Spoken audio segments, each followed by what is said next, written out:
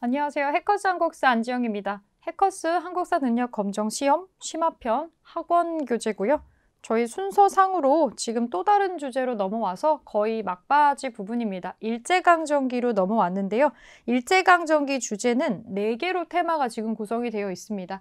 왜냐면 우리가 시기별로 한 10년 단위로 쪼개서 일제강점기의 특징을 알아보기 때문인데 1910년대, 20년대, 30년대로 크게 쪼개서 나눠볼 거고, 그리고 마찬가지로 문화 파트는 어떻게 변해가는지 그거는 마지막 강의에서 이 주제에서 정리를 해보겠습니다. 그래서 지금 순서상으로 연도표가 쭉 나와 있을 텐데 저희 가장 끝부분에 현대 바로 직전에 드디어 좀 끝부분이죠. 일제강점기 시기로 넘어왔고 가장 많이 출제가 되는 거를 한번 3개년 통계를 보니까 1910년대가 제일 많이 나옵니다. 그냥 순서대로 10년대, 20년대, 30년대가 지금 나오고 있어요. 가장 먼저 국권이 피탈됐을 당시에 그 가장 가혹했었던 10년 동안에 우리는 어떤 식으로 응대를 했고 일제는 어떤 식의 통치를 구사를 했는가 이런 것들을 주로 물어보고 있습니다. 그래서 3.1운동 가장 많이 나오죠. 그리고 뭐 60만세운동, 민족운동의 방식, 변화 이런 것들을 특징을 살펴볼 수 있겠습니다. 세 번째로 나오는 거는 독립군 부대의 활약 같은 거 그리고 연결해서 나오는 전쟁의 특징 같은 것들 한번 생각을 해볼 수가 있겠네요. 자, 주제 23번째 테마입니다. 1910년대의 통치와 민족의 운동이라고 주제가 들어가 있습니다. 이제 일제강점기가 됐죠. 경술국치 이후에 일제가 우리의 권한을 완전히 빼앗고 세계지도에서 조선이 지워지고 난 다음에 초반 10년이 어땠는가? 우리는 보통 이 초반 10년의 통치 방식을 두고 무단 통치라고 부릅니다. 무단. 여러분 무단하면 느껴지는 거는 이 유한 느낌이 아니죠. 이 무단 통치는 상당히 폭력적인 방식을 이미 이름에서 암시를 하고 있습니다. 이 무단 통치 그리고 경제 수탈이 어떻게 진행되는지 한번 살펴볼게요. 자, 1910년대 우선은 이제 우리 조선 총독부가 설치가 돼요. 조선의 총독을 파견을 합니다. 식민 통치를 하기 위한 중심 기관으로서 조선 총독부가 설치가 됐고요. 이 총독은 문인이 아니라 문관이 아니고 일본의 군인 중에서 임명이 됩니다. 그럼 이 총독의 통치 스타일이 어떨지 이미 여기서 나오죠. 군인이 총독으로 부임해서 오는 겁니다. 그래서 이 무단 통치의 내용을 보면 그러니까 남의 나라를 정복을 했을 때 그러니까 우리나라가 역사가 사실 굉장히 길거든요. 고려 500년, 조선 500년 이런 유구한 역사를 가지고 있는 국가입니다. 그러면 나라를 빼앗겼다라고 해서 바로 주저앉지 않겠죠. 그래서 우리한테 독립을 하려는 어떤 생각 자체를 완전히 없애기 위해서 초반에 굉장히 강력한 방식을 구사를 하는 거죠. 이 무단 통치의 내용을 한번 보겠습니다. 헌병경찰제로 대표가 되는데 강압적인 통치를 목적으로 해서 군인, 헌병이 경찰이에요. 그리고 되게 특이한 어떤 권한을 가지고 있습니다. 거의 뭐 초월적인 권한 같은 건데 범죄의 즉결례가 있어요. 재판 없이 바로 판결을 내릴 수 있는 겁니다. 그럼 이거는 억울할 수도 있겠죠. 난 죄를 짓지 않았는데 이 사람이 보기에는 죄를 지었어요. 그러면 즉결례를 통해서 한국인을 그 자리에서 처벌을 할 수가 있게 한 겁니다. 굉장히 무서운 권한이죠. 그러면 헌병 경찰에게는 우리가 찍소리 못하고 계속 빌어야만 하는 상황인 거죠. 내가 잘못하지 않았지만 거기서 잘못했다고 하면 난 죄인이 되니까 굉장히 사법이라고 하는 게 정의로움 같은 건 하나도 없는 그런 시스템이었다고 생각하시면 되고 이거랑 맞물려서 나왔던 게 조선 태형령이에요. 조선 사람한테만 한국인에 한해서 나오는 거였습니다. 상당히 차별적이죠. 한국인에 한해서만 재판 없이 그 자리에서 태형을 칠 수 있게 합니다. 여러분 사극에 보면 곤장 맞는 거 많이 나오죠. 그 자리에서 엎드려 놓고 바지를 내려서 엉덩이를 치는 곤장형을 가할 수 있는 법령이라서 독립운동가를 잔혹하게 탄압을 하고 아픈 것도 아픈 건데 굉장히 수치스럽고 굴욕적이잖아요. 아예 인간성을 거의 말소하는 방식으로 이런 거를 좀 주도했다라고 보여집니다. 그래서 범죄 즉결례, 한국인에서만 조선 태형령, 뭐 오죽하면 일본인 헌병 경찰들 사이에서는 자기들끼리 막 웃고 떠들면서 이런 얘기도 있었어요. 조선 사람과 그 북어는 때려야 맛이다. 뭐 이런 말도 안 되는 속담 같은 걸 만들어서 자기들끼리 얘기를 주고받은 그런 것들도 자료를 찾아볼 수 있습니다. 기본적으로 우리를 동등한 인간으로 봤다고 여겨지기 힘든 것들이 많이 있죠. 기본권 박탈당합니다. 언론, 출판, 집회, 결사의 자유 없습니다. 지금 우리가 가지고 있는 모든 기본적인 기본권은 하나도 해당 사항이 없고요. 정치 참여 당연히 할 수가 없죠. 공포 분위기를 조성하는 게 핵심이에요. 헌병을, 군인을 이 경찰로 쓴다라고 하는 거는 실제로 우리를 위해서 뭔가를 하겠다는 게 아니라 강력하게 통제하겠다라는 거거든요.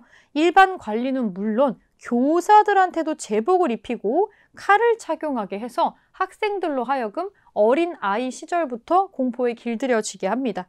그리고 조선 사람들 교육에도 마술을 뻗치는데 이 보통학교가 있죠. 지금으로 치면 초등학교죠. 이 보통학교의 수업 연한을 확 줄여버려요. 일본 아이들이 6년을 배운다면 우리는 4년을 배웁니다. 애초에 우리한테 고등교육을 시켜줄 생각이 전혀 없고요. 실업적인 교육, 일할 때 쓸 수 있는 기술 교육을 중심으로 하려고 합니다. 하급 기술을 가르치는 데 목적을 두고 있고 이때 뭐 일제강점기 때 우리가 국어라고 배우는 건 일본어고 국사라고 배우는 건 일본의 역사가 되겠습니다. 이런 식으로 우리나라 아이들에게도 교육에 명확한 한계점을 그어놓고 있어요. 자, 경제적인 수탈. 사실은 우리를 식민지로 만들면서 가장 크게 목적을 갖고 있었던 건 바로 이 경제 수탈입니다. 우선 땅. 가장 먼저 나오는 게 토지 조사 사업이에요. 땅을 왜 조사할까요? 목적이 뭐냐면 대외적으로 표명한 목적은 공평하게 토지세를 내게 하려고 그래. 우리 조선 총독부가 너희를 다스리면서 누구나 다 공평하게 토지세를 부담하게 할 거고 토지 소유권 보호를 할 수 있게 하기 위해서 근대적인 어떤 토지 제도를 마련할 필요가 있어. 너네 근대화 시켜줄 거야. 라고 명분은 얘기하지만 실제 열어보면 내용은 전혀 그게 아닙니다. 내용은 안정적인 지세를 확보를 해서 식민지 통치하려면 돈 필요하잖아요. 재정을 확보하고요. 제일 큰 목적은 이거죠. 조선인의 토지를 약탈하는 겁니다. 그래서 만든 게 이제 연결되는 게 자, 토지조사령이라는 게 나와요. 1912년에 요거를 실행을 하고요. 자, 기한부 신고제 합니다. 조선의 구석구석 토지가 얼마나 있나 우리가 파악해야 돼. 이거 가지고 문서 다시 만들 거니까 너희들은 며칠부터 며칠까지 우리가 정하는 문서를 제대로 마련을 해가지고 너네 땅이라는 걸 증명하는 신고를 하렴. 근데 이게 기한부 신고제였다는 거죠. 여기 날개 설명에도 나오지만 이게 뭐야? 정해진 기간 안에 서류를 갖춰가지고 내야 되는데 서류가 매우 복잡하고 많았던 겁니다. 지금처럼 인터넷이 발달한 시대도 아니고 민원 창구가 있는 것도 아닌데 이게 뭘 만들어야 되는지도 모르고 저기 시골에 사는 사람들은 이런 게 있다는 것도 모르는 거예요. 이런 게 있다는 것도 모르는 상태에서 기한을 넘깁니다. 그러면 그 토지는 미신고 토지로 분류가 돼서 일본이 압수를 하게 되는 거죠. 이렇게 압수한 토지를 관리를 하고 이거를 일본이 가져가서 쓰기 위해서 동양척식 주식회사라는 걸 이전에 만들어 놨었죠. 동양척식 주식회사로 여기로 토지가 들어갑니다. 주인 없는 토지가 되는 거예요. 총독부가 가져가는 거죠. 그 결과 조선 총독부는 당연히 재정이 증가합니다. 우리한테 거의 약탈식으로 토지를 가져가게 되고 이 동양척식 주식회사로 흡수가 되는 토지가 많아집니다. 이거는 추후에 일본 사람들이 우리나라에 넘어왔을 때 거의 뭐 무상이나 다름없이 토지를 불화받고 정착할 수 있는 어떤 기준점을 또 마련을 해주기도 하죠. 이렇게 토지가 약탈당하고요. 산업 침탈 어떻게 했느냐? 1910년대의 특징은 뭐든 우리가 마음대로 할 수 있는 게 한 개도 없었다는 겁니다. 무슨 령, 무슨 령, 무슨 령 이게 굉장히 많아요. 회사령, 산림령, 어업령, 광업령 이게 뭐냐면 일제가 회사령을 제정을 해서 회사를 설립하려고 그러면 허가를 받아. 허가를 받지 않으면 설립할 수 없어. 허가를 받지 않으면 폐업도 할 수 없어. 이걸 전부 다 관리를 하는 거죠. 똑같은 입장에서 산림령, 어업령, 광업령이 있어서 우리가 산업을 우리 마음대로 열고 닫고 운영하는 게 전혀 안 되는 상황이 되겠습니다. 굉장한 명령이 많이 들어가 있죠. 그럼 우리는 어떻게 응대를 했느냐? 이 강압적이고 무시무시한 이 무단 통치와 산업의 침탈에 우리는 어떻게 응대를 했느냐? 일단 국내의 독립운동을 한번 볼게요. 독립운동. 일제는 우리나라의 독립운동을 뿌리를 뽑기 위해서 부단히 노력을 합니다. 대표적인 사건이 안학사건과 배고인 사건이 있는데 안학사건은 뭐냐면요. 이 안학사건 옆에 날개 설명 보면 안중근 의사부터 알고 계시죠? 안중근 의사의 사촌동생 안명근이라는 분이 있습니다. 저쪽 서간도에 하도 국내에서는 일본인들이 추적을 하니까 얘네들의 시선이 닿지 않는 곳으로 가가지고 무장투쟁을 준비하거든요. 여기에 무관학교를 설립하려고 자금을 모금을 하다가 걸리는 사건이 있었어요. 그게 안학사건인데 요거를 꼬투리 삼아가지고 굉장히 많은 사람들이 엮여 들어가게 되고 비슷한 게 배고인 사건이죠.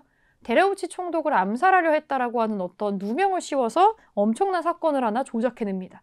그리고 여기에 줄줄이 사탕처럼 독립운동가들이 꿰서 들어오게 되고 이것 때문에 신민회라고 하는 비밀결사 독립운동단체가 붕괴하게 되는 사건까지 넘어가게 되죠. 민족운동가들이 굉장히 탄압당하게 돼서 국내에선 이렇게 생각을 해요. 아, 너무 감시가 심하다. 여기서 뭔가를 할 수가 없겠다. 그래서 비밀결사의 형태로 독립운동을 하고 좀 무장투쟁을 할 필요가 있다. 그러면 우리나라 바깥쪽에서 하려고 시도를 하게 됩니다. 자, 우선 국내 안쪽에 있었던 주요 단체 큰 거 2개 볼게요. 독립의군부가 있습니다. 우리 이전 주제에서 계속 기출문제 선지에 나왔던 건데 임병찬이라는 분이 만들어요. 고종의 밀지를 받고 만듭니다. 고종의 밀지를 받았으니까 고종의 입맛에 맞는 뭔 성향을 갖고 있겠죠? 그게 뭐냐면 복벽주의입니다. 군주가 다스리는 체제에 군주정을 추구했다라는 얘기예요. 일단은 왕에게 충성한다, 황제한테 충성한다라는 게 가장 메인의 어떤 목적을 차지하고 있습니다. 그래서 조선 총독부에 우리나라 국권 돌려줘, 국권 반환 요구서를 제출하려고 했다라고 하는 게 대표적인 활동이에요. 독립의군부. 자, 요거 비밀결사고요. 자, 대한광복회라고 있습니다. 저기 풍기광복단이랑 조선국권회복단, 우리도 여러 가지 모임이 있었어요. 나라를 빼앗겼다고 해서 뺏겼네 이렇게 있지 않고 지역마다 정말 다양한 모임체들이 있었고 다양한 단체가 생겨나게 됩니다. 이것은 작은 단체들이 때때로 모여서 커다란 단체로 힘을 모아가지고 활동을 하기도 해요. 풍기광복단, 조선국권회복단의 인사들이 모여가지고 이걸 만들어요. 대한광복회. 아주 목적이 뚜렷한 이름이죠. 광복을 만드는 단체를 결성을 한 거예요. 총사령관의 박상진이라는 분이 들어가 있습니다. 최근에 또 이 박상진과 관련된 여러 가지 사건, 유물 이런 것들이 발견이 되면서 중요하게 주목받고 있죠. 이 단체의 목적은 이제 우리가 광복을 하고 나면 공화정체의 나라를 만드는 게 중요하다. 요거를 필두로 군자금을 모아서 또 플러스 친일파를 처단하는 활동을 주로 하게 됩니다. 이렇게 이 관련 자료가 나오니까 대한광복회라는 이름을 좀 기억을 해주시면 좋겠죠. 자, 엮여서 나오는 기출 사료 한번 보겠습니다. 조선총독부 설치. 조선 총독부를 설치한다. 조선 총독부에 조선 총독을 두고 육해군을 통솔하고 일체의 정무를 통할하도록 한다. 이거 군인이 하는 거라는 거죠. 육해군을 통솔한다. 군인입니다. 군인. 성격이 어떠는지를 보여주죠. 총독부의 성격, 무관, 헌병, 경찰. 경찰이 아니라 군인 위주로 들어가 있는 이 무단 통치의 모습을 지금 보여주고 있어요. 대표적으로 헌병, 경찰제가 있습니다. 헌병은 치안 유지에 관한 경찰 및 군사, 경찰을 담당한다. 이게 헌병이, 군인이 경찰로 오면서 상당히 강압적인 형태의 뭔가 통치가 이루어지고 있구나 하는 걸 이 내용으로 알 수가 있죠. 그리고 1910년대에 경제수탈은 어떻게 했느냐? 애초에 경제수탈은 우리나라를 꿀꺽 삼키면서 일본이 가장 신경 쓰고 공들었던 것 중에 하나예요. 그래서 우리나라에서 일본의 만성적인 식량 부족을 해결하고 그걸 우리나라 쪽에서 하려고 하는 거죠. 오히려 우리나라에서는 쌀이 없어가지고 쌀값이 막 올라가는데 우리나라에서 충분한 쌀을 수입을 하고 일본 본토에서는 곡물의 가격이 내려가는 뭐 이런 이상한 상황들이 보이게 되는 거죠. 우선 제일 중요한 건 이 곡식이 생산되는 땅입니다. 땅.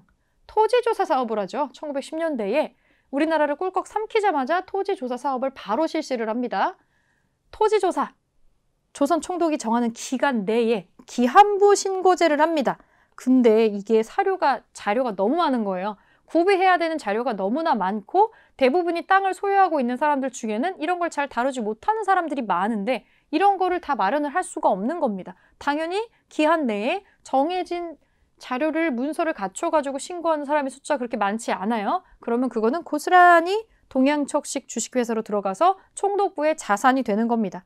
그리고 기타 등등 우리의 산업이 발전하는 거 원하지 않았겠죠. 무슨 영으로 산업의 발전을 막아요.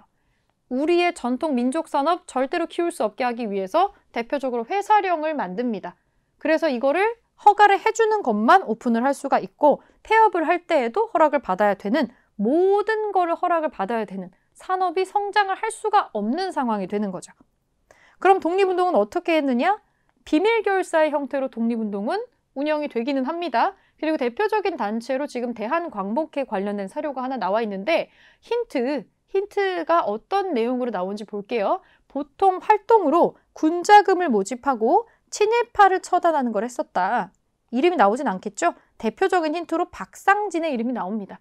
총사령관의 박상진, 이 활약을 했었다라는 게 결정적인 힌트로 항상 나오고 있어요. 그래서 이 단체는 대한광복회로구나 라고 여러분들이 확인을 하고 혹시라도 선지의 내용이 나오면 요거를 골라주시면 되겠죠. 자, 그러면 독립운동을 바깥쪽으로 나가서 한다는 게 무슨 의미인지를 보겠습니다. 바깥쪽으로 나가서 하는 독립운동 볼게요.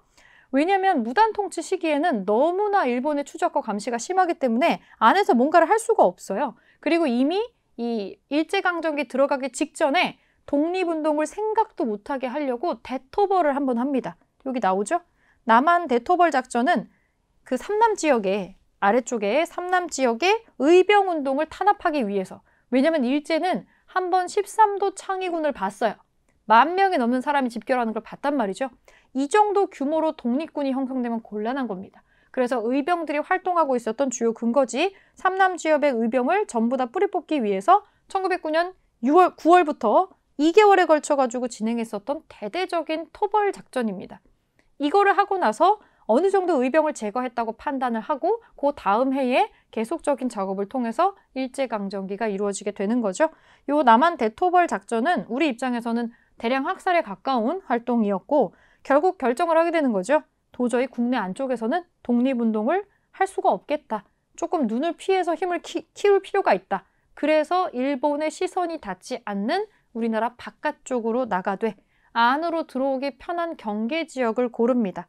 그게 이제 저기 윗동네의 만주, 간도, 연해주 지역입니다. 지역별 주요 단체를 한번 볼게요. 가장 많이 갔었던 지역 서간도랑 북간도입니다. 한번 볼까요? 삼원보라는 건 뭐냐? 국권을 완전히 빼앗기고 난 다음에 여러분 신민회 기억나시죠? 신민회, 안창호, 양기탁 이런 분들이 만들었었던 신민회가 있는데 비밀결사 단체가 있었죠.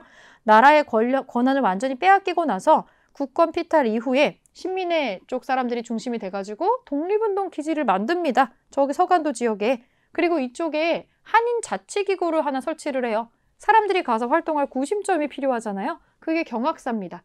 경학사는 이름을 구체적으로 외우실 필요는 없는데 나중에 조금 이름이 바뀝니다. 부민단, 한족회 등등으로 이름이 약간 몇 번 바뀌고 이 밑으로 서로 군정서라고 하는 군대가 하나 들어가 있어요. 여기서 우리가 기억해야 되는 이름, 이회영과 이동영을 기억해 주시면 됩니다. 삼원보 지역에 이렇게 자치기구가 형성이 되고 신흥무관학교 이런 거 생길 수 있었던 거 이회영 집안에 거금 투척이 있었기에 가능한 거죠.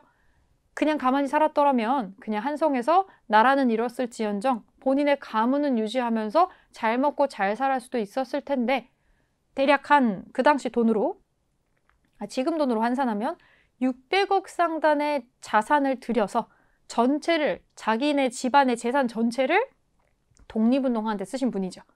그거를 일거에 처분하고 넘어왔기 때문에 600억인데 그 이회영 집안의 땅을 제값받고 팔았다라고 계산을 하면은 뭐 대략적으로 한 2조 원 정도에 육박한다는 계산이 있었어요.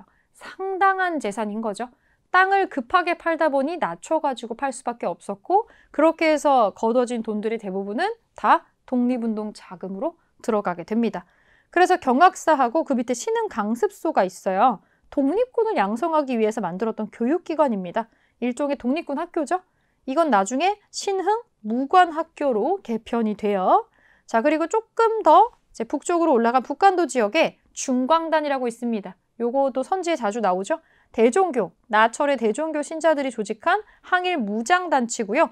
김좌진 중심의 북로 군정서로 확대되고 개편됩니다. 요게 두 개가 연결돼 있어요. 김좌진 장군의 북로 군정서, 이거 나중에 1920년대에 요 지역에서 있었던 이 전쟁, 독립전쟁에 언급이 되는 사건에 나옵니다. 나중에 우리가 봉오동 전투나 뒤에 청산리 전투에서 요 이름을 다시 한번 볼 거예요. 자, 민족교육 어떻게 했느냐? 교육 중요하다고 생각하죠. 이런 군사활동 이외에도 자라나는 우리 새싹들을 이렇게 운동을 시키고 교육을 시켜서 독립운동에 필요한 인재로 키워내는 거 되게 중요하게 생각합니다. 그래서 이상설의 서전서숙, 북간도 지역에 그리고 김야견의 명동학교, 대표적인 두 개의 학교고요. 여러 개의 학교들이 만들어지게 된다는 거 한번 봐주시면 좋을 것 같습니다. 이쪽에 중광단, 그리고 민족교육의 학교 이름이랑 인물을 조금 기억해 주시면 선지에 나올 때 풀 수 있을 것 같아요. 그리고 연해주로 넘어가 볼까요? 러시아로 넘어가는 그 일대입니다. 연해주 지역에 신한촌이라고 있어요. 블라디보스토크입니다. 한인 집단 거주 지역. 한인촌이죠, 한인촌. 여기를 필두로 독립운동의 전초 기지로 삼게 돼요. 그리고 이 신한촌에 연결된 거 위주로 한번 볼게요. 신한촌이 있으면 이 신한촌 내부에서 조직된 자치기관의 이름이 권업회예요. 여기서 신문을 발행을 합니다. 권업신문 같은 거 발행을 하고 이 권업회가 블라디보스토크에서 이상설과 이동희라는 인물을 올려서 수립을 했던 정부가 대한광복군 정부입니다. 신한촌, 권업회, 대한광복군 정부는 서로 세 개가 다 연결되어 있어요. 같이 묶어서 기억해 주세요. 자, 그리고 한메나라는 게 있습니다. 연해주에. 을사늑약이 체결된 이후에 조직이 되었고요. 여기도 해조신문이라는 걸 발행을 해서 독립의식을 고취시키는 데 일익을 담당을 했죠. 연해주 지역입니다. 자, 중국으로 넘어갑니다. 상해, 상하이, 신한청년당이 보이네요. 여운형을 중심으로 조직이 됐고 파리 강화회의에 김규식을 외교관격으로 파견을 했었습니다. 그리고 대동단결 선언이 있네요. 지금 이게 대동단결 선언문이 유물로 남아있죠. 신규식과 박은식 등등 주권재민 사상을 담아서 사람들에게 발표를 합니다. 이걸 왜 발표를 하느냐? 옆에 날개 설명 보시면 우리가 힘이 흩어지면 안 된다는 거죠. 대동단결, 다 같이 모이자는 거잖아요. 우리가 힘을 합치자. 그래서 국민주권, 공화주의 여기에 모두 오케이를 하고 임시정부 만들어야 된다. 우리 하나로 힘 합쳐야 돼. 그런 선언을 했던 게 대동단결 선언입니다. 하나로 힘을 모으자라는 선언이에요. 그리고 동제사라고 하는 거는 이 대동단결 선언에 참석을 했었던 신규식과 박은식이 조직한 건데 중국인들을 타깃으로 만들어진 거예요. 중국인의 지지를 받아서 도움을 좀 받고 독립운동을 하는데 도움 받으려고 이런 걸 한 거죠. 왜 만들었는지 내용을 한번 보시고 이름을 같이 기억을 해주세요. 지역과 연결하는 게 제일 중요하고 자, 미국에서는 뭐가 있었을까? 대한인 국민회라는 게 있습니다. 미국의 샌프란시스코에 독립운동 단체가 있습니다. 대한인 국민회고요. 외교를 중심으로 활동을 하려고 하고 대표적으로 안창호 선생의 흥사단이 있습니다. 미국에 있는 재미 한인을 중심으로 샌프란시스코에서 나옵니다. 흥사단. 이 단체 지금도 있죠. 지부가 지금도 남아 있어요. 그리고 대조선 국민군단 박용만이라는 사람이 하와이에서 조직한 단체입니다. 군사훈련을 하면서 농사를 지으면서 생계를 꾸려가요. 한국 사람들 진짜 대단한 게 이렇게 흩어져 살면서 먹고 사는 거 쉽지 않았을 텐데 그 한 푼 두 푼 모아가지고 독립운동 자금 대고 독립군 양성하고 그거를 지역마다 합니다. 더 놀라운 거는 숙모학교죠. 이 멕시코예요. 멕시코에 설립된 학교인데 독립군을 양성을 하거든요. 근데 이 멕시코에 그 농장에서 일해요. 아주 힘든 농장에서 일하는 사람들이 돈도 진짜 조금 받는데 거기에 돈을 또 떼가지고 모아서 학교를 세우고 여기서 독립군 양성하는데 기꺼이 돈을 내는 굉장한 모습을 좀 보이고 있죠. 나라를 잃어버려서 이렇게 다른 타국을 떠돌고 있는데도 포기를 안 하고 자발적으로 독립운동을 하고 독립군을 양성하는데 자기 돈을 투자를 하고 있었던 거죠. 굉장히 대단한 특징 중에 하나라고 볼 수 있겠습니다. 그리고 식민통치에 우리를 이렇게 괴롭히는 일본의 심장부와도 같은 도쿄에서도 엄청난 독립운동이 일어나요. 젊은 친구들, 어린 학생들, 도쿄에 유학 간 유학생들을 중심으로 조선청년독립당이라는 게 만들어집니다. 이 조선청년독립단은 1919년 28 독립선언서를 도쿄에서 발표를 해요. 거기서, 일본에서. 대부분이 체포가 되는데 28 독립선언서에 크게 영향을 받고 일어난 운동이 3.1운동이 되겠습니다. 이게 없었으면 3.1운동도 없었다라고 봐도 과언이 아닌 거죠. 자, 그러면 여기서 연결되는 3.1운동 보겠습니다. 되게 중요한 운동이죠. 3.1운동. 3.1운동 그리고 대한민국 임시정부를 연결해서 기억해 주시는 게 핵심이고요. 배경 한번 볼까요? 왜 우리가 이 운동을 했냐? 국내의 현황은 이랬고 바깥쪽의 정세는 이랬습니다. 우선 바깥쪽 먼저 볼게요. 그 당시 흐름이 어떻게 일어나고 있었냐면 여러분 1차 세계대전, 2차 세계대전이 있죠. 1차 세계대전이 끝나고 나서 이 승전국들이 모여가지고 패전국 이거 어떡하지? 이런 내용을 논의할 필요가 생깁니다. 그걸 어디에서? 파리에서. 파리 강화회의를 한다고 발표가 된 거죠. 여기서 미국의 대통령인 윌슨이 우리가 귀가 번쩍 뜨일 만한 발표를 하나 합니다. 이게 뭐였냐면 민족 자결주의라는 게 제창이 되는데 이거 우리 되게 여기다 의미를 많이 부여를 했어요. 이게 뭔 내용이냐면 모든 민족에게는 정치적인 운명을 스스로 결정할 권리가 있고 다른 민족이 여기에 간섭하면 안 된다라는 거예요. 다 우리 같은 나라에 적용하면 너무 좋은 내용이죠. 우리 지금 일본에 엄청난 간섭을 받고 있으니까 이 민족 자결주의를 가장 강력한 나라의 대통령이 지금 얘기를 하고 있단 말이죠. 반제국주의를 지지하는 것처럼 여기에 흐름을 타야 된다고 사람들이 생각을 하게 되는 겁니다. 이런 흐름이 좀 일어나고 있고 신한청년당이 파리 강화회의, 바로 이 회의에 김규식을 대표로 파견해서 우리나라의 독립을 좀 읍소를 하기도 하고요. 그리고 도쿄 유학생들이 조선청년 독립단을 결성을 해서 방금 위에서 언급했었던 28 독립선언서를 낭독하는 사건이 또 벌어지게 됩니다. 그리고 우리나라 안쪽에는요. 무단 통치가 너무 심했잖아요. 거의 10년 가까이 끔찍한 통치를 겪으면서 이게 점점 차오르고 있었던 거죠. 일종의 게이지가 계속 차올라서 찰랑찰랑하고 있을 때 결정적인 한 방울의 역할을 해준 게 고종 황제의 의문사입니다. 고종의 죽음이 일제가 혹시라도 독살한 거 아니야? 라고 사람들이 생각을 하게 되고 여기에 분노하게 되면서 이 고종의 장례식, 인산일을 기점으로 장례 기간에 일어났었던 가장 큰 독립운동이 바로 3.1운동이 되겠습니다. 자, 준비하고 전개하는 과정을 볼게요. 우선 이 모임을 계획했었던 단체들은 종교 단체입니다. 천도교, 동학이죠.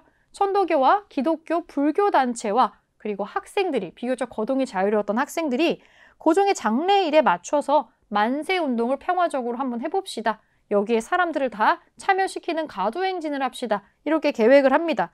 전개 과정은 이러했어요. 민족대표 33명이 뽑혀 나옵니다. 이 33명이 자신들의 이름으로 3월 1일에 저기 인사동에 태화관이라고 있어요. 고급 요리집이 있는데 여기에서 독립선언서를 낭독하기로 합니다. 그럼 독립선언서를 낭독을 하면 여기에 맞춰서 학생들이 시민들을 몰아서 탑골공원에서 다시 한번 독립선언서를 추가로 낭독을 하고 이 기미독립선언서를 나눠주고 태극기를 나눠주면서 가두행진을 한다가 원래 당초 계획이었어요. 요게 나중에 지방 도시까지 확산이 되게 해서 전국적인 어떤 만세운동을 하는 거가 애초에 목표였는데 과정을 보면은 원래는 사실은 태화관에서 독립선언서를 낭독하는 계획은 아니었고 원래는 이 탑골 공원에 33인이 같이 가기로 했었어요. 그래서 33인이 요걸 한번 낭독을 하면 그 뒤에서 준비하고 있었던 학생들이 김독립 선언서 미리 인쇄한 거하고 태극기 나눠주면서 같이 이 행진을 이끄는 거를 학생들이 하고 이 민족 대표들이 나와서 이제 일종의 불씨를 당겨주는 역할을 하기로 했는데 이 사람들 다 종교인이잖아요. 이 사람들이 목표로 했었던 독립운동은 우리는 일본과 같이 무단으로 하지 않겠다. 일본의 무단 통치에 항거하는 목적을 보여주기 위해서라도 우리는 평화 시위를 한다. 그래서 평화적으로 만세만 부를 것이다.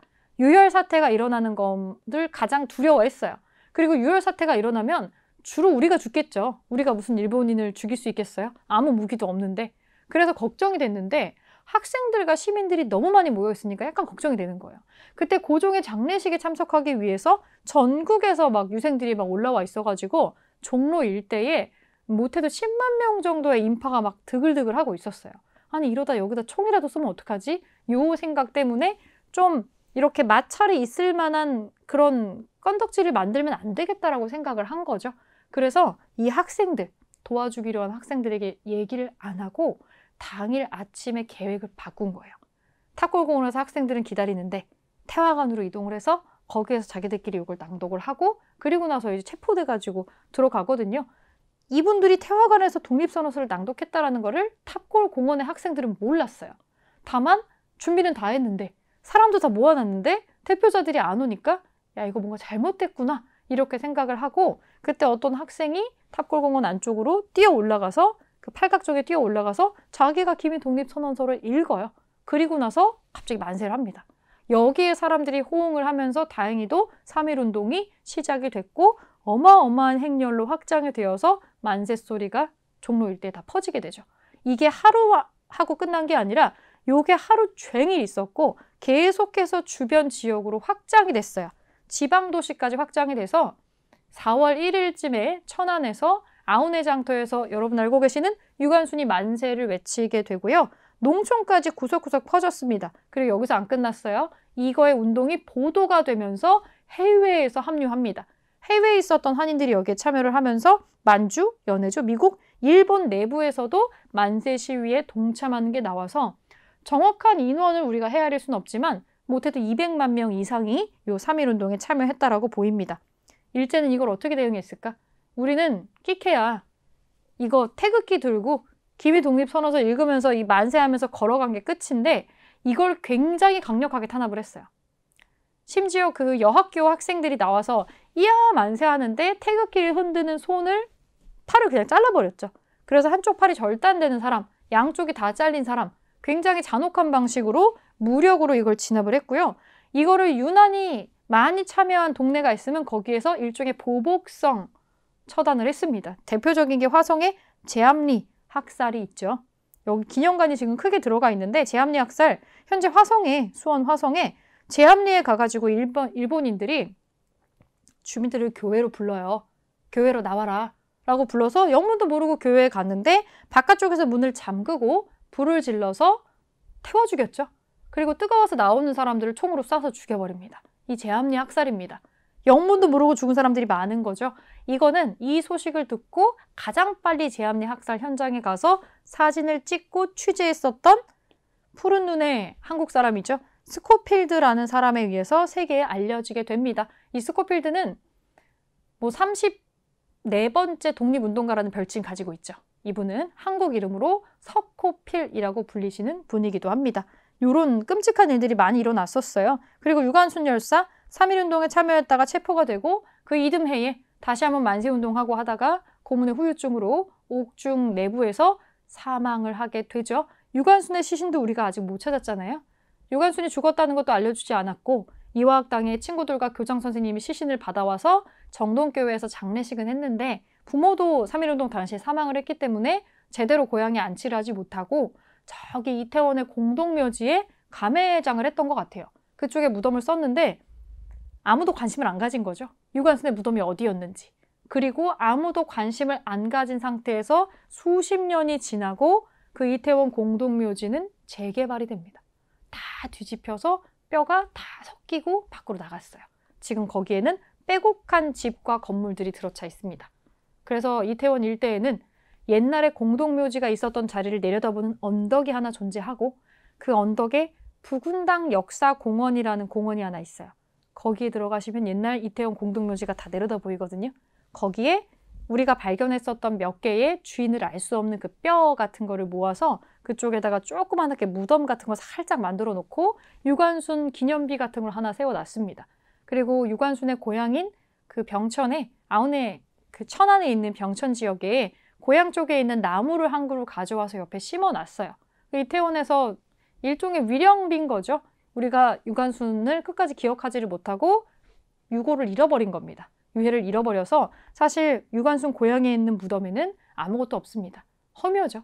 가묘로 들어가 있고 이미 재개발이 다 끝났기 때문에 유관순의 유해를 지금에 와서 찾을 수는 없겠죠. 우리는 유관순의 DNA 같은 정보를 갖고 있지 않기 때문에 그리고 아마 없어졌을 가능성이 훨씬 큽니다. 그렇게 해서 유관순도 이제 우리가 지금 역사적으로 기억만 하고 있는 인물이 됐죠. 가장 유명한 인물이라 여기에 언급이 지금 되어 있고요. 자, 이렇게 나오면 자료는 어떻게 나오느냐? 사실 여기에서 지금 우리는 공부하느라고 여기에 서간도, 연해주, 멕시코라고 다 써 있지만 여러분들이 이 사료를 딱 접했을 때에는 이런 게 안 써 있어요. 그럼 이 사료를 읽어서 여기가 어디다라는 거를 찾아내야 됩니다. 지금 여기 색깔로 칠해져 있는 데 있죠. 삼원보에서 결성된 서로군정서라고? 그럼 이거는 서간도에 있는 거기 얘기구나 라고 생각을 해주시면 되겠습니다. 여기 삼원보 지역에 가면 이회영 선생이랑 독립운동가분들이 모여가지고 한인촌도 만들고 독립운동 단체 같은 거 그리고 학교도 만들죠. 서간도 그리고 북간도 그리고 연해주 이런 지역들이 나옵니다. 한인 집단 거주지 신한촌 그럼 여러분들 머릿속에 권업회, 권업신문 이런 것도 같이 떠올리셔야 되고 그래서 어떻게 됐느냐 여기 우리나라 사람들 많이 모여 살다가 독립운동 기지로서도 쓰이다가 스탈린 얘기가 나와요. 스탈린이 한인을 중앙아시아로 강제 이주를 시키면서 해체됐다라고 써 있습니다. 이때 강제 이주된 사람 중에서 홍범도 장군도 들어가 있어요. 요거 한번 기억해 주시고 그리고 멕시코, 이 멕시코 지역으로 이주했었던 우리나라 사람들 에네켄이라고 하는 선인장의 일종이 있어요. 이거를 따는 농장, 진짜 힘든, 되게 막 가시 같은 거 있는 이런 건데 여기 농장에서 엄청나게 힘들게 요거를 따는 일을 했었던 사람들인데 독립군 양성을 위해서 돈을 모아서 학교를 세웁니다. 그리고 성금을 모아가지고 독립운동을 지원해요. 멕시코에서. 이 숙모학교의 이름도 기억을 같이 해주시고요.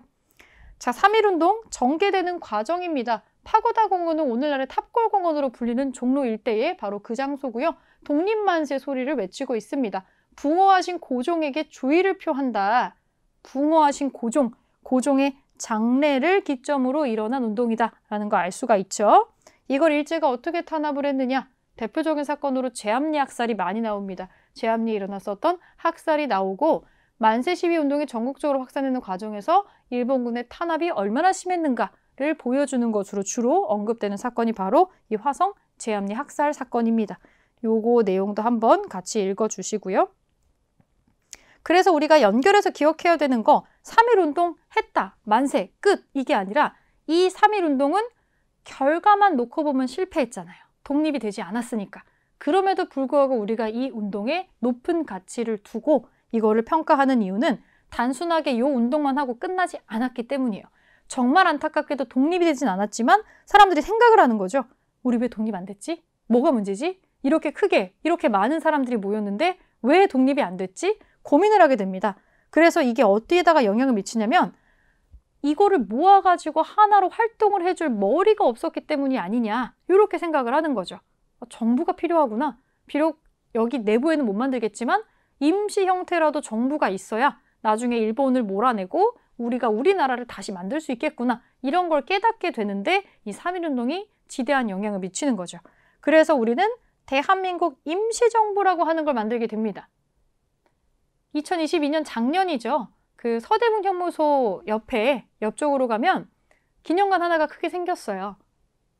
개관한 지 1년밖에 안 됐는데 국립 대한민국 임시정부 기념관입니다. 우리가 그동안은 해외 지역에 있어가지고 뿔뿔이 흩어져 있었던 임시정부 관련된 자료들을 하나로 모아가지고 만든 기관이에요. 그래서 임시정부의 활동이 어땠는지, 어떤 식으로 연결이 되어 있었는지 이런 것들을 다 볼 수 있게 마련된 장소가 있어요. 서울에 서대문 현무소 바로 옆에 있습니다. 이 이름도 좀 기억을 해주시고, 자, 그래서 이게 어떤 영향을 끼쳤냐면 임시정부가 만들어지고 얘네를 총이랑 칼로만 누르면 안 되는구나 라고 일본인들이 깨닫게 되는 계기가 돼요. 그래서 통치 방식이 변합니다. 야, 그냥 무조건 공포정치만 했더니 오히려 이런 부작용이 일어나네. 그렇다면 이제 채찍은 그만, 당근을 주자. 정확히 말하면 당근을 주는 것처럼 보이게 하자를 합니다. 이거를 문화통치라고 우리가 부릅니다. 정말로 문화적으로 통치해서 문화통치가 아니에요. 문화처럼 보이려고 했기 때문에 그냥 이렇게 구별을 하는 겁니다. 그리고 우리나라의 요 3.1 만세운동이 중국의 5.4운동 같이 다른 나라, 식민 통치에 시달리고 있는 다른 나라에도 상당히 많은 영향을 미치게 돼요. 중국과 인도에 영향을 많이 미칩니다. 자, 임시정부 볼까요? 3.1운동 이후에 조직적으로 독립운동 해야 되겠다. 머리 필요하네. 이런 거를 필요성이 대두가 돼서 임시정부가 만들어집니다. 근데 사실 한 군데에만 만들어진 게 아니고 임시정부가 여기저기 생겼었어요. 최초에 만들어진 건 8개였어요. 8개였는데 뭐 우리나라 내부에도 있고 연해주에도 있고 저기 상해 지역에도 있고 여러 군데에서 동시다발적으로 생겼는데 힘이 분산되면 안 되니까 가장 효과적으로 힘을 모을 때가 어디냐를 판단을 해서 여기서 뽑혀져 나온 게 한 3개 정도 되고요. 요 3개를 다시 회의를 통해서 맞춰가지고 상해에 있는 걸로 통합을 하게 됩니다. 그래서 상해에 대한민국 임시정부가 수립이 되는 거죠. 그래서 상해에서 삼권 분립에 입각을 하고 조그맣기는 하지만 임시정부가 수립이 됩니다. 이때 당시에 첫 번째 대통령 이승만, 국무총리 이동희가 있어요. 색깔이 서로 다른 독립운동가가 한 그릇에 담긴 겁니다. 이게 굉장히 큰 의미가 있어요. 그러니까 우리가 서로 추구하는 사상이 좀 다른 사람들이 있거든요.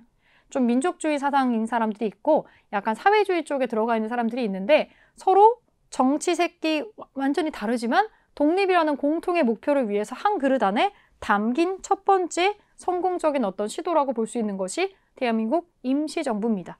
자, 임시정부 초창기 활동 볼게요. 1919년 만들어졌을 당시부터 1923년까지인데 1919년에 만세운동이 일어나고 나서 불과 한 달도 안 돼가지고 임시정부 얘기가 나옵니다. 그리고 점차 여러 가지 조직을 갖춰가지고 활동을 하게 되는데 우선 일본의 눈에 안 띄면서 서로 연락을 해야 되잖아요. 비밀 연락망이 있어요.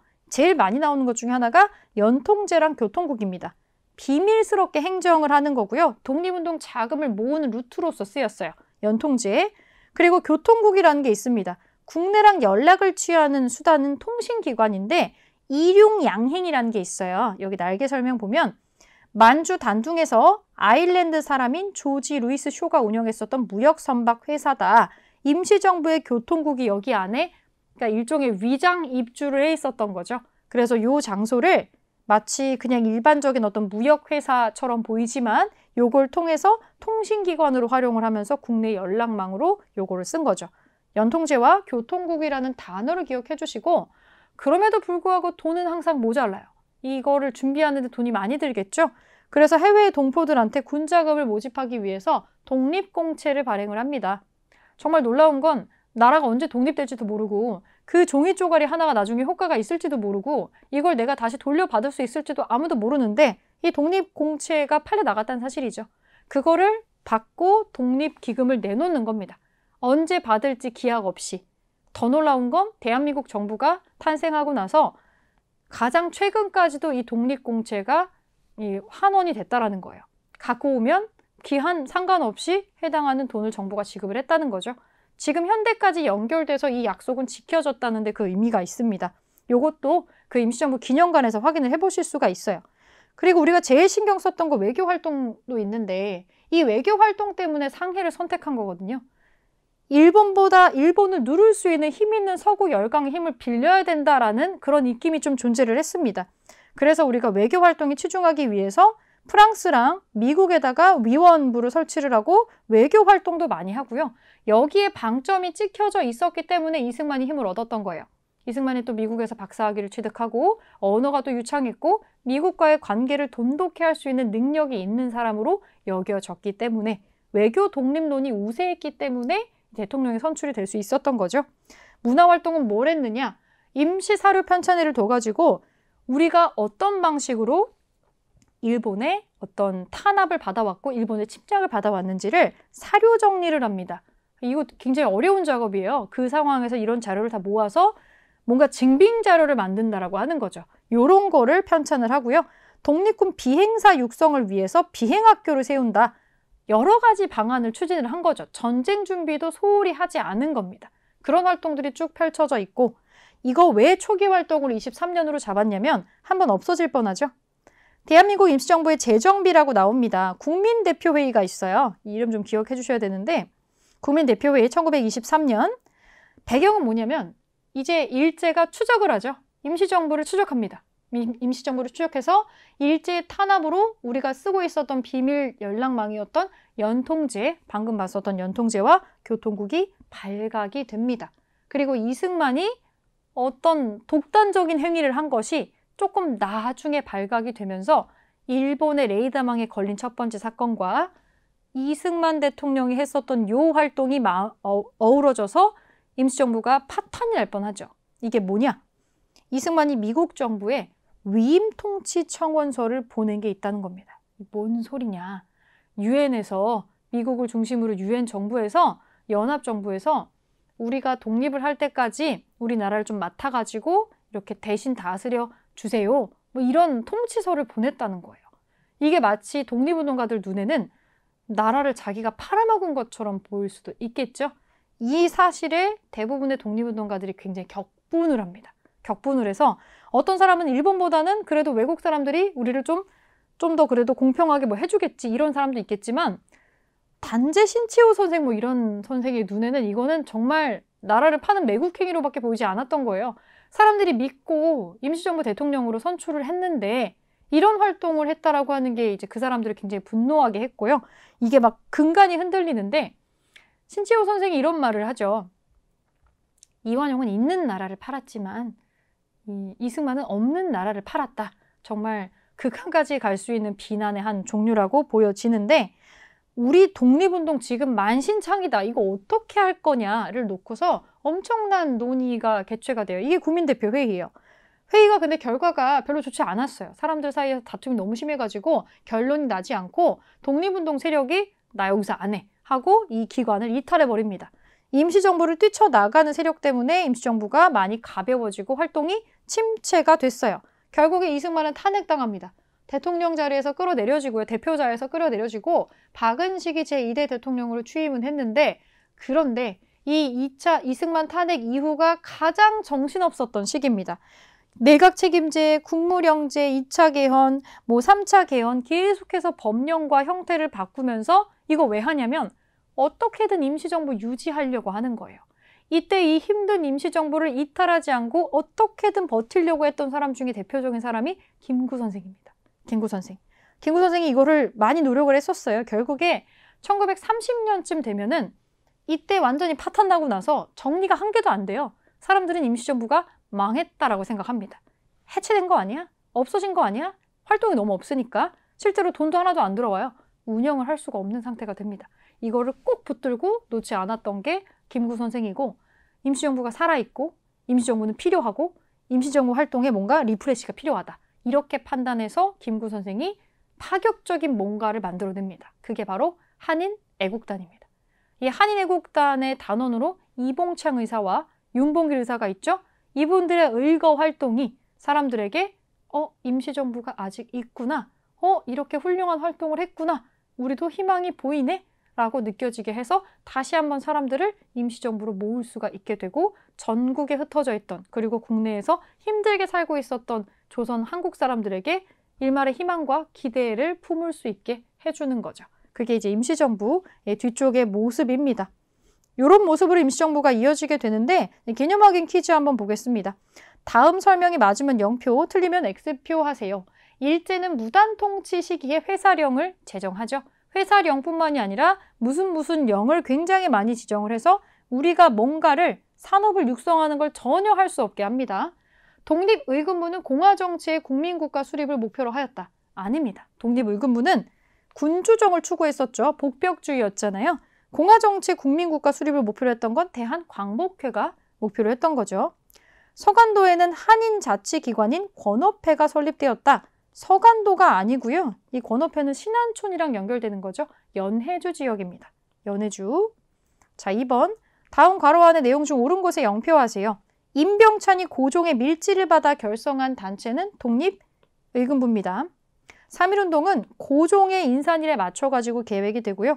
대한민국 임시정부는 비밀 연락망으로 교통국을 설치해서 국내와 연락을 취합니다. 구미위원부는 외교활동이랑 연결되는 기관이에요. 그래서 우리가 사료를 보면 임정 관련해서 3.1운동의 영향으로 수립된 이런 것들이 지금 힌트로 나온다는 거예요. 그래서 이 가해 활동이라고 하는 건 임정이다. 또 다른 힌트로 상해, 초기 청사 이런 게 나오죠. 임시정부의 대표적인 특징입니다. 그리고 국민대표회의. 독립운동이 나아갈 방향을 확립을 해서 우리가 혼란스럽지 않고 한 방향으로 다시 한번 나아가고자 합니다. 국민대표회의가 왜 열렸는지 원인이 되는 사건을 기억을 해주셔야 됩니다.